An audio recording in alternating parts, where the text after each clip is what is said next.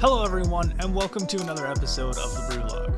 I just wanted to pop on here real quick before the video actually gets started and let you guys know how much fun I really did have making this video.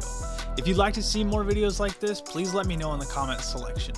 And yeah, I hope you enjoy. Have a great night.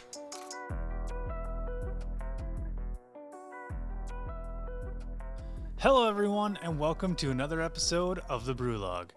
Tonight's probably a long one, so sit back, relax, grab yourself something to drink, and I hope you enjoy. So tonight, you can see we got all kinds of glassware on here. That's going to be one of the big topics today. I had talked about doing a glassware review in a previous episode. I'll try and link that somewhere up there, up here. I think it should be about right here. But yeah, so tonight we're going to be going over, I have most of the glassware that's going to be talked about. I don't have all of the glassware. Some of them are a little bit hard to find, or they're fairly singular for a very select few of beers. But first off, I'm going to be talking about Kulshan Belgian Blonde. But yeah, I like to start everything off with a review of a beer for Brews with Drew, and I figured I got this one from my friend Todd, and what better one to start with? So let's go over here and we'll talk a little bit about Kulshan Brewing Company, Trackside Beer Garden. Now, Kulshan doesn't talk about themselves. They talk about the Trackside Beer Garden. But this is from Kulshan's website, which is kulshanbrewing.com. That's KULSHANBREWING.com. So yeah, they are out of Bellingham, and open every day. There's the hours for you. And we'll go down a little bit about Trackside. Kids welcome. Kids welcome. Leash dogs welcome. Outside food welcome. So Trackside Beer Garden is a seasonal pop-up container brewery and beer garden located on the site of the former GP paper mill in downtown Bellingham's redeveloping waterfront. A hub of summertime fun featuring 20 taps, over 25,000 square feet of beer garden, and a huge lawn. The Trackside Beer Garden is a wonderful place to enjoy these long summer days, relax on the lawn, or play a game of cornhole. Bring a friend or bring 15. We have plenty of room. And then they have food trucks, the days, and then on here they have the draft list, and then non-beer. Yeah, a little information down here, but it's just now shipping beer in Washington. So, doesn't really relate to maybe most of you, depending on where you're at. But, yeah, I also went into their beer, but they didn't actually have the blonde listed. And so, of course, where did I go? I went to the beer Google. I went to Untappd, and I clicked on their Belgian Blonde for Kulshan Brewing Company. They say it's a 6.3% ABV, but the bottle actually says 6.5, and then 40 IBUs, and pretty much all that Untappd says is crisp, light, refreshing, with a slight sweetness. Now, luckily, on the back of the bottle from Kulshan, it says, crisp, light, and hoppy, this Belgian Blonde will steal your heart and leave you begging for more. Brewed with Belgian Pilsner malt and noble hops from Germany. This beer has nuanced, spicy, and fruity notes with a mild bready malt backbone, full-flavored yet sessionable. The Kulshan Belgian Blonde is both distinguished and fun, all at the same time. So, yeah, let's crack into this. I'll pour it into a glass, and then we'll get to reviewing or overviewing the beer. So tonight, because we're doing a glassware segment, I have my glassware. This is a Harley Davidson mug that I got a long time ago. Long before I was doing any kind of beer reviews, overviews, anything like that. Now, I do want to say, one of the reasons that I say overview as opposed to review is because I'm not rating these. I don't know. I kind of view reviewing as pitting up against another beer of the same style. I don't really do that. I overview, or I showcase the different kinds of beers, and that's just because I love the craft brewing industry so much. I love craft breweries so much that I don't really want to pit them up against each other. I mostly just want to showcase and show all of you the different kinds of beers that are out there. That's why I get stuff from not only the local area, but I'll have later episodes from Tavor orders that I have gotten as well. And the Tavor orders are from craft breweries that are all over not only the U.S., but also the world. There have been a couple from Australia. There have been a couple from the Netherlands. Yeah, literally all over the world. And it just kind of goes to show that craft brewing isn't just an American type thing. It's literally everywhere.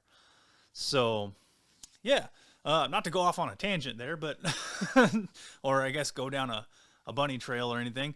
But yeah, let's give this a little smell.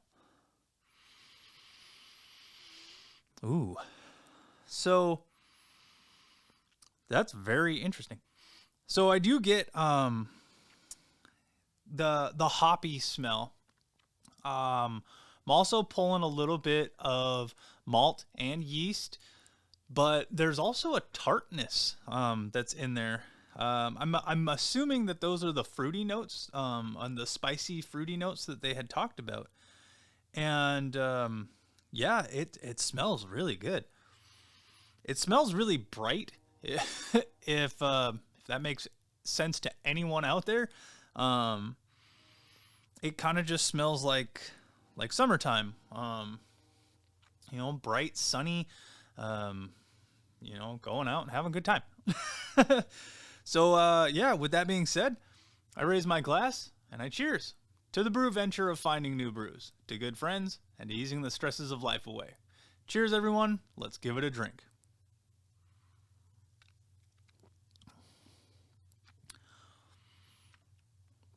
Okay.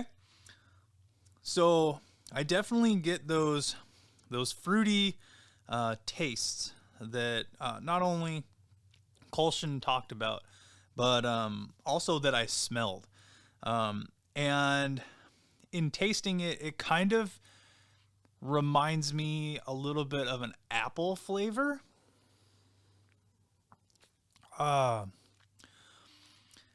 More specifically, along the lines of a tart apple. So like a Granny Smith. The great big green apples that you might see at the supermarket that are tart and I believe go really good for apple pie. At least I use a mixture of Granny Smith and a couple other things for my apple pie. But yeah, you definitely get those bready qualities.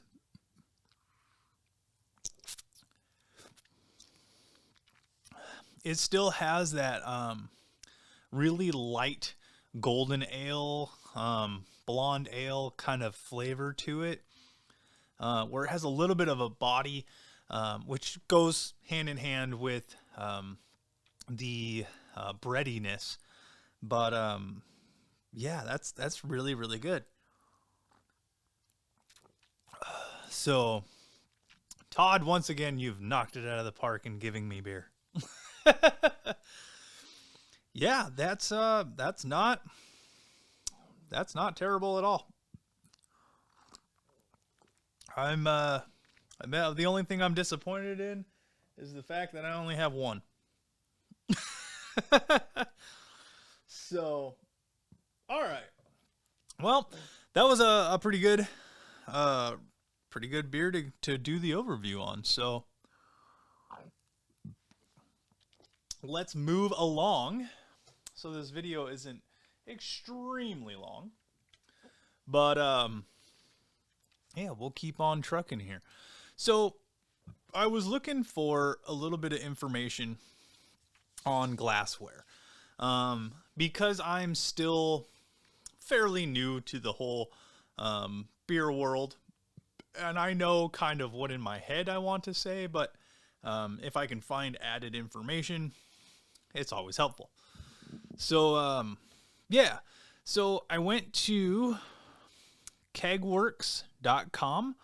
You can see it up here in the left corner, and I found this blog. It's by Caitlin from May 11th, 2017. It's just beer glassware guide, beer glass types and uses. So I read through it, and it pretty much was exactly what I had in my head that I wanted to explain. So I didn't have to write notes. I mean, why work harder when you can work smarter, right? So yeah, I'll read this. And when it comes to beer, not all glassware is created equal. Sure, you could pour your favorite ale into whatever container you have lying around and successfully deliver beer to your mouth. But there is a reason why particular styles of beer are traditionally served in specific types of beer glasses. It isn't just for looks, although looks certainly play a role. Rather, the different shapes and styles of beer glassware on the market were, in many cases, designed to make more pronounced or otherwise enhance the aromatic compounds inherent to different kinds of beer. And as we all know, smell has a huge impact on how we perceive flavor. Ergo, the right beer glass can take your beer drinking experience to new heights. Now, I've said this before in quite a few different videos, and that last sentence there, the right beer glass can take your beer drinking experience to new heights, is exactly what I mean every time I say I try and pair the right beer with the right glass. Or I guess the other way around. I try and pair the right glass with the right beer. So she goes on, or they go on to say, below are some common types of beer glasses, along with information on which beer styles they best complement. So the first one up is the American pint glass. Details. The simple utilitarian 16-ounce American pint glass is slightly wider at the mouth than at the base. You'll find it in a large number of bars and restaurants across the United States, where it is used to serve a wide range of beer styles. Its ubiquity owes to the fact that it is relatively inexpensive to manufacture and easy to clean and store. Appropriate beer styles. The American pint glass's basic design neither enhances nor seriously detracts from any particular beer style.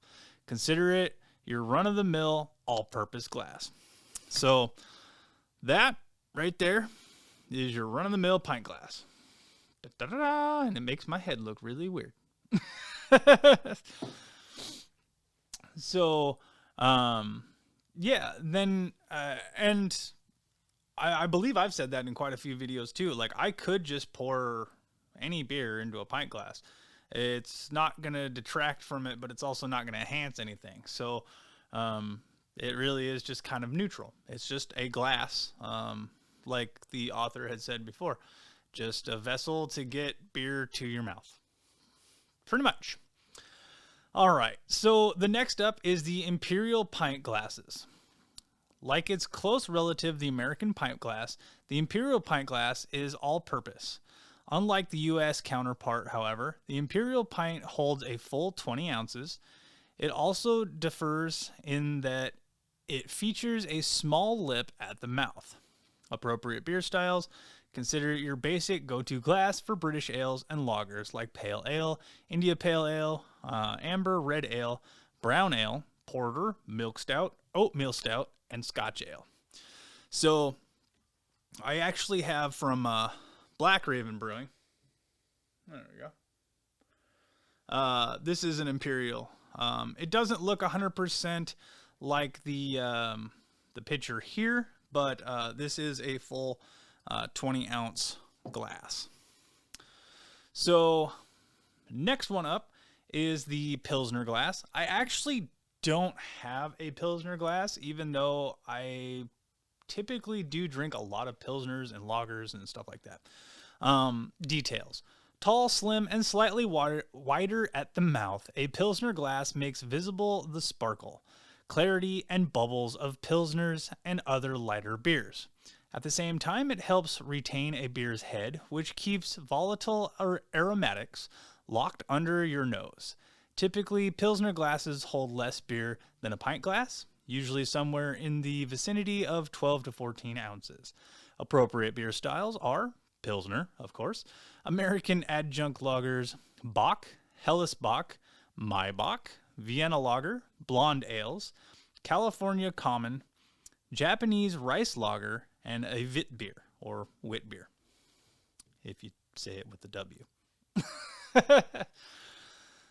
So, yeah, kind of a Pilsner glass is, it's a little bit more specific to beers, but kind of not. I mean, it's almost a thinner version of of just a regular pint glass or an Imperial pint glass. So, all right. Tulip Glass, aka Belgian glasses. With a bulbous body and a flared lip, the Tulip Glass is designed to capture the head and promote the aroma and flavor of Belgian ales and other malty, hoppy beers. Its short stem facilitates swirling, further enhancing your sensory experience. Appropriate beer styles: Belgian Strong Ale, Belgian Dark Ale, Barley Wine, Double Imperial IPA, Belgian IPA, Belgian Pale Ale, Barre de Grade, I probably said that wrong, Flanders Red Ale, Goose, Fruit Lambic, Saison, American Wild Ale, and Scotch Ales. So that right there is a Tulip Glass, or Belgian glass. As you can see, it is kind of fluted, and then it does have the stem and the base. It almost kind of resembles a wine glass a little bit, other than it has that last little outward flute. So, and what they were talking about is, so basically you fill it up to however much you want, really. You're not going to want to fill it all the way up. You're probably going to want to fill it up to just before it starts coming back up, so that way you have enough to swirl around, capture the aromatics, all of that. So, yeah. All right. Next one up is a Thistle Glass. I don't have a Thistle Glass.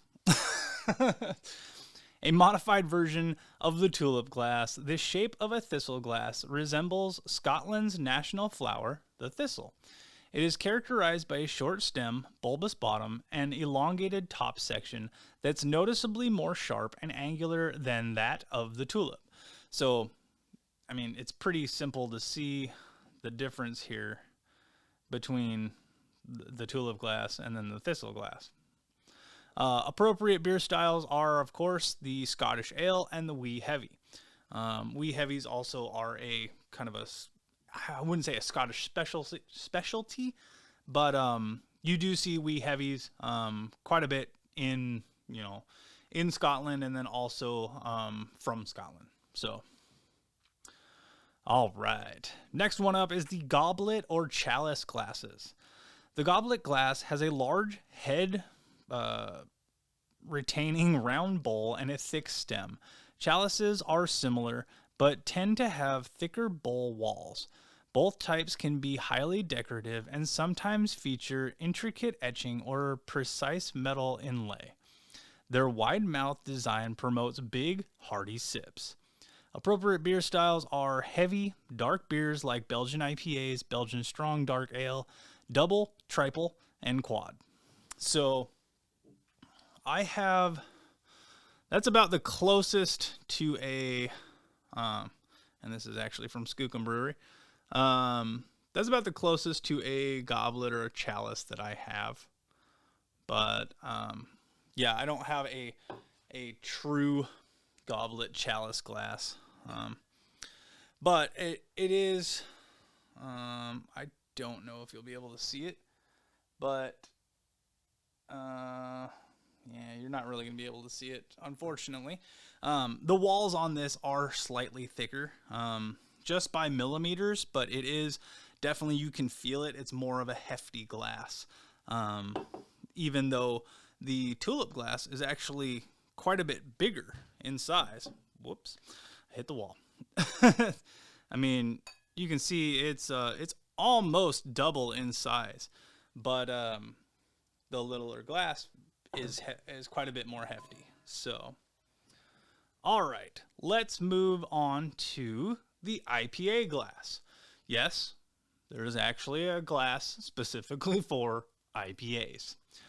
The iconic ridges of the IPA glass aerate your favorite hoppy beer with each sip, releasing volatile aromatics in the process. Meanwhile, the tall, slender, tapered bowl concentrates and directs those hoppy aromatics to your nose. Some IPA glasses are also etched at the bottom to help release carbonation and promote a steady stem of cascading bubbles. Appropriate beer styles, any and all varieties of IPA. So, this is an IPA glass, and you can see it has the ridges at the bottom of it. This one is not etched, but I believe it was Dogfish Head Brewing actually had come out with an etched circle at the bottom, and that's what released those carbonation and promote a steady stream of cascading bubbles. And so yeah, in the very bottom here, right in the center, there's a little tiny ring on those specific glasses. Like I said, these ones don't have it, but Dogfish, I'm pretty sure it was Dogfish Head Brewing, came out with those, and they like laser etched them or something. So, next one up is stout glasses. Now, this looks very similar to an IPA glass, except it doesn't have those ribs or, bubbles. Details. Designed by Spagla? Designed by somebody.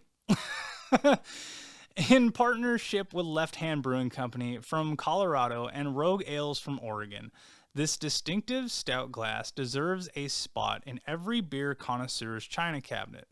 The shape of the base and angle of the bowl accentuate the roasted malts and notes of rich coffee and chocolate that define stout beers. The angled shelf and narrow mouth promote head retention. Appropriate beer styles, any and all varieties of stouts. So, typically, that is a stout glass. Of course, I'm going to have a stout glass because I'm a sucker for a stout. And I specifically have the glasses that they talk about. I have no clue how to say their name. I feel ridiculous about not being able to say their name. It's pronounced Spiegelau, damn it, and it took you 5 minutes to look it up on the internet. Anyways, back to the show. But yeah, I bought a 4-pack of these, and every time I have a stout or a porter, I'll actually break those out specifically.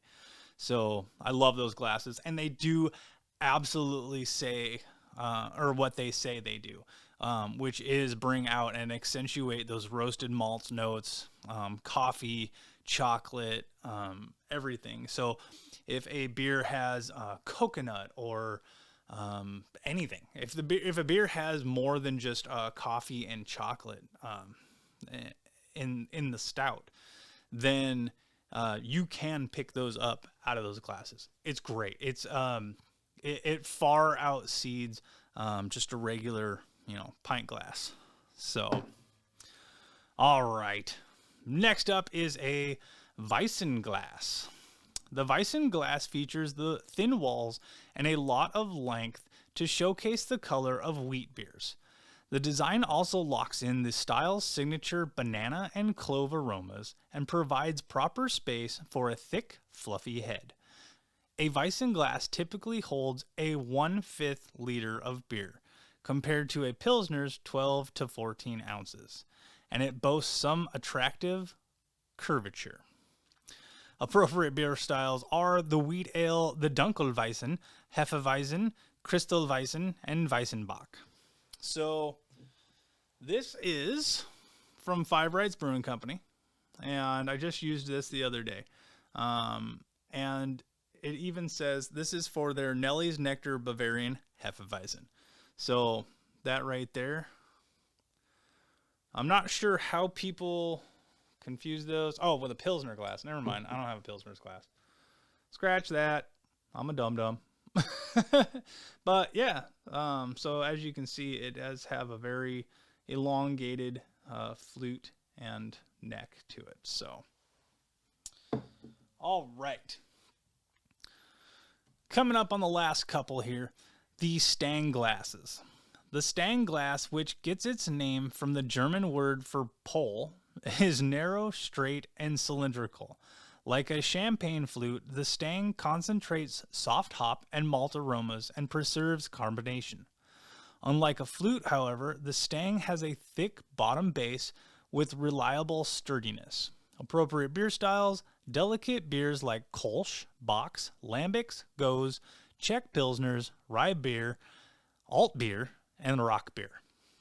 So, I don't have any Stang glasses, but I actually have had a Kolsch, a couple of Kolsches out of a Stang glass, and it reminded me of like a slightly larger double shot glass.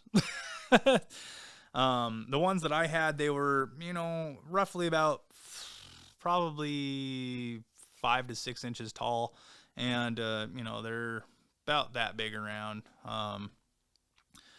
slightly bigger than like a $50 piece. So yeah, they're pretty cool glasses. I wish that I had some, but I have yet to find any. So, all right, let's move on. The Teku stemmed beer glasses. Widely recognized as one of the finest craft beer glasses available today, the visually stunning Teku Glass was designed by an Italian sensory expert and craft brewer. It features an 11.2 or 14.2 ounce tulip-like bowl, a remarkably thin lip, and an elegant long stem that prevents your hands from transferring warmth to your beer. Appropriate beer styles: the Teku bills itself as appropriate for all styles. That said, the glass does a phenomenal job of concentrating aromatics and accentuating flavor profiles, so very strong beers can be overpowering when served in one. We particularly like the Teku for lambics and other sours, Groot, fruit, and heather beers. So, yeah, I've never had or seen a Teku stemmed beer glass, but to me, it basically kind of somewhat resembles a tulip glass, but with a much, much longer stem, almost like a wine glass. So, all right. The last two here, beer mugs. Beer mugs come in a variety of shapes and sizes. Some are even dimpled. What holds true of all beer mugs, however, is the handle projecting from one side. It's a design feature that, like a stem, helps prevent heat transference from your hand to the beer. Beer mugs also tend to have relatively thick glass walls for durability and insulation. They are a classic pub glassware. Appropriate beer styles: American, German, English, and Irish beers of all sorts. There you go. Beer mug.